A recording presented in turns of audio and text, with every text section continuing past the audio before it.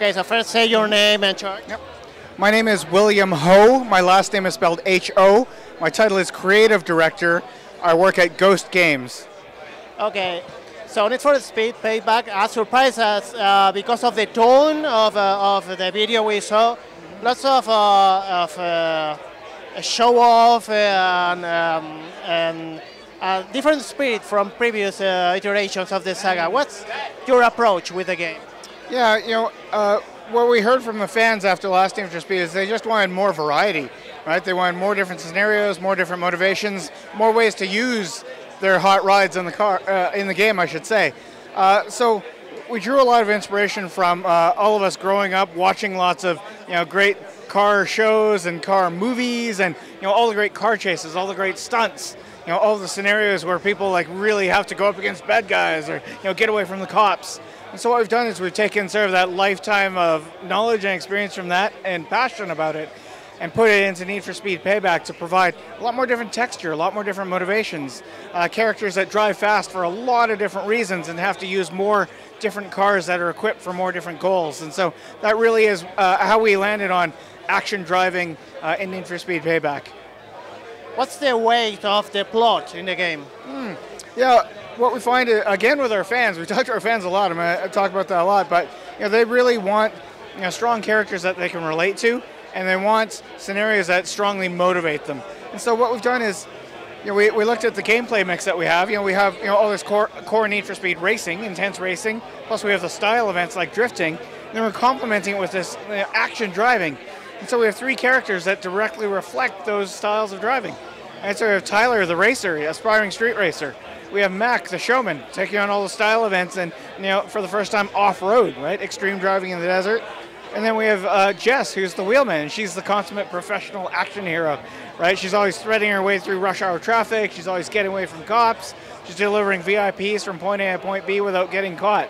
So we have three different characters that people can really relate to. And depending on what you want to play, you get to change between these characters and play what you want. If you want to do more racing, you play more as Tyler. If you want to switch it up, you switch between the three. But then it all rolls up into these action blockbuster missions where the three characters cooperate in service of this bigger goal. Right? And the highway heist that you've seen is a shining example of that. Tell us about the graphics engine, because we have seen a huge improvement in the graphics system. Yeah, the last Need for Speed really set a high bar for visuals. That was probably like the #1 thing that people said, wow, that looks amazing.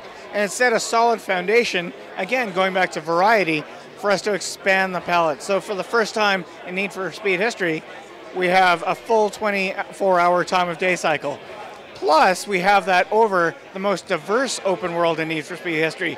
So no matter where you go, no matter where you explore, no matter who you encounter in the world, you're going to see something different. You're going to see these beautiful vistas in really, really different lighting. Are we want to see tuning in this game? Oh yeah, tuning. Yeah, so that's something that's it was really, really powerful in previous Need for Speeds, but maybe not everyone was able to find it. Or really, were able to dial in tuning for their style. So what we've done is we've retained the same sliders, but also introduced something called live tuning, where even when you're in the world, when you're not in your garage, you're able to drive and tune certain sliders so that you feel the difference right away. Yeah, so we've brought tuning to a much wider audience.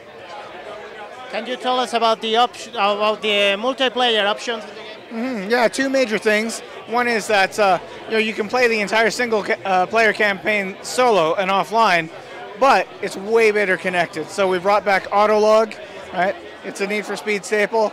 Asynchronous competition on just about anything that you can find in the new open world.